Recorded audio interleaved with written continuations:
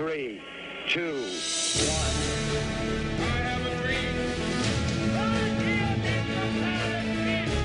Wir wählen die Freiheit. Gegen die ein Millennium. Die Mauer muss weg.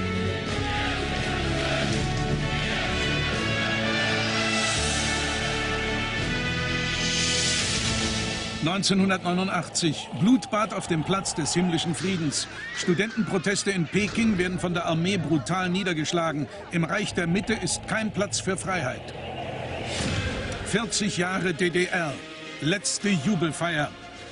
Gast Gorbatschow weiß schon, wer zu spät kommt, den bestraft das Leben. Die Mauer fällt nach 28 Jahren. In Berlin ist der Weg zwischen Ost und West endlich frei. Deutschland im Glück.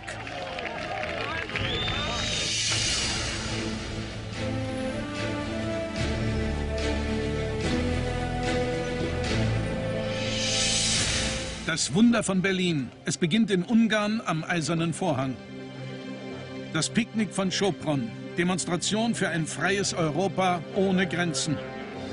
19. August 89. Für einen kurzen Moment öffnet Ungarn das Tor zur Freiheit. Und Bürger aus der DDR nutzen die Chance. Wendezeit der europäischen Geschichte.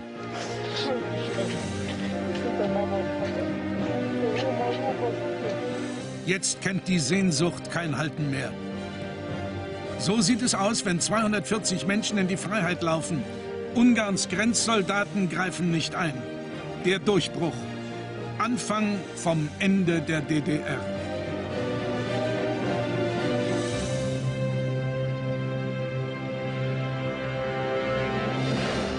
Prag, bundesdeutsche Botschaft. Zuflucht für alle, die kein Ungarn-Visum haben und die DDR verlassen wollen. Nichts hält sie auf. Zeitgleich in Leipzig. 20.000 fordern Reformen. Größter Demonstrationszug seit dem Volksaufstand von 53. In der Prager Botschaft spitzt sich die Lage zu.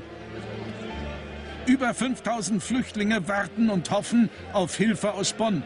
Die Botschaft ist abgeriegelt. Drinnen Enge, Hitze und wachsende Verzweiflung. Im Grunde war die Lage noch sehr viel schlimmer, als ich mir das vorgestellt hatte. Menschen waren dicht zusammengedrängt. Viele blickten mich fragend an. Andere hatten also wirklich schiere Hoffnungslosigkeit im Gesicht, weil sie immer und immer wieder auf eine gute Nachricht gewartet hatten. Und als sie dann kam, ja, die Lage erklärt, warum die Reaktion so war. Die gute Nachricht.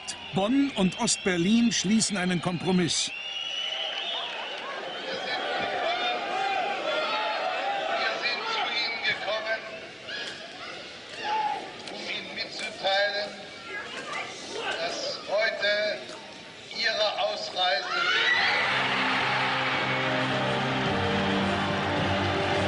Ein historischer Moment.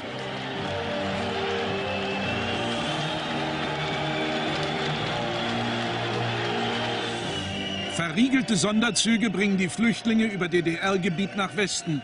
Tausende wollen auf die Züge aufspringen. Dresden Hauptbahnhof. Die Staatsmacht zeigt Härte.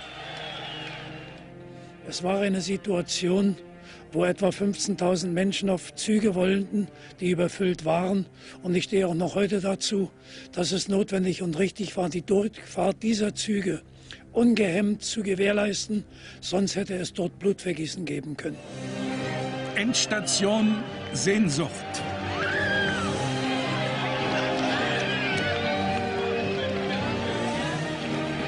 In der DDR stärken diese Bilder den Mut der Daheimgebliebenen.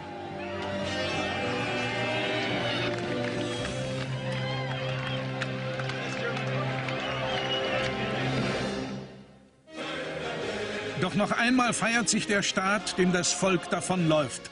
40 Jahre DDR, Palast der Republik.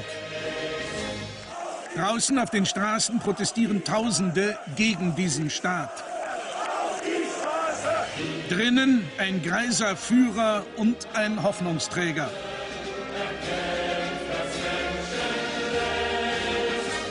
Draußen Gewalt und die Gewissheit, nur Widerstand bringt Freiheit.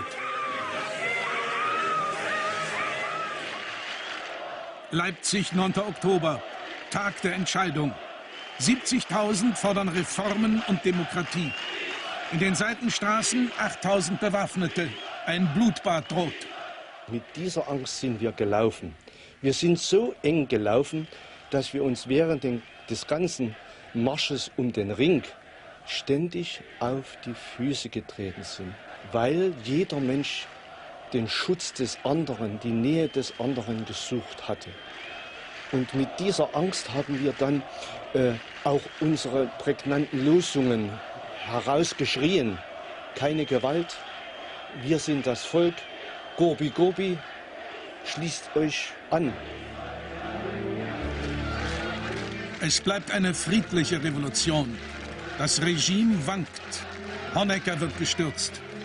Nachfolger Krenz verspricht Reformen und ein neues Reisegesetz. Ein deutscher Gorbatschow? Ich bin damals davon ausgegangen, dass eine Verbindung zu den Reformen, die es in der Sowjetunion gibt, nach den deutschen Besonderheiten selbstverständlich, durchgeführt werden können und dass das uns die Möglichkeit gibt, die DDR zu reformieren. Doch niemand glaubt ihm. Das Volk will mehr. Reisefreiheit uneingeschränkt. Durch eine Kette von Missverständnissen im ZK kommt es zu einem historischen Beschluss, der das Ende der Mauer markiert.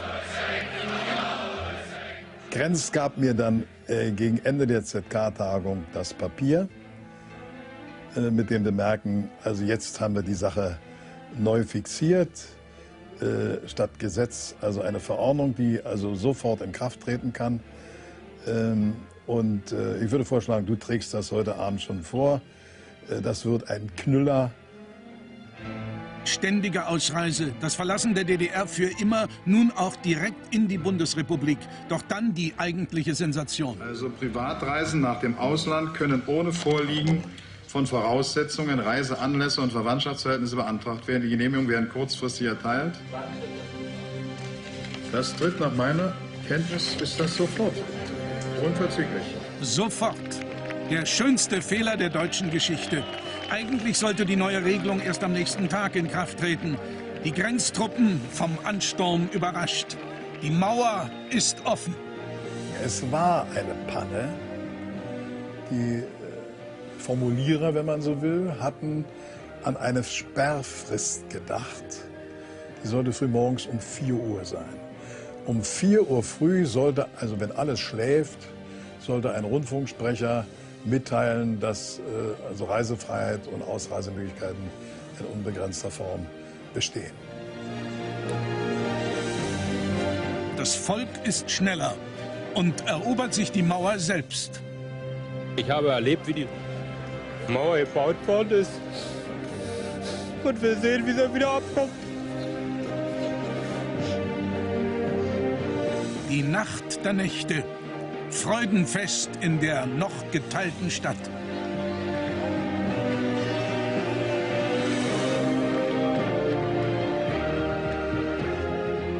Wenn ich sage, dass das so für mich eine Nacht gewesen ist, wo ich den Eindruck habe, da hat der liebe J massiv mit eingegriffen, kann ich nur sagen, das ist ein Wunder, ja. Das Wunder von Berlin. Es fällt kein Schuss. Gorbatschow lässt der Geschichte ihren Lauf. Das Volk nimmt sich die Freiheit und erhält die Einheit.